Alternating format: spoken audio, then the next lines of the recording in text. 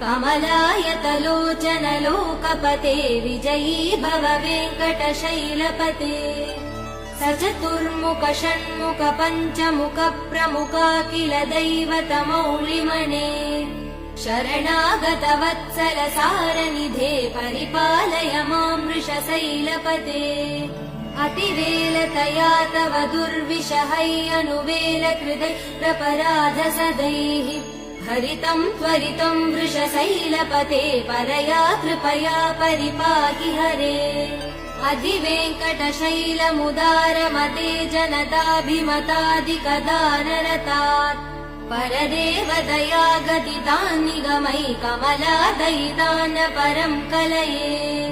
कलवेणुरवा वसगोपवधू शतकोटिवृतात् स्मरकोटिसमात् प्रतिवल्लविकाभिमदात् सुखदात् Vasudeva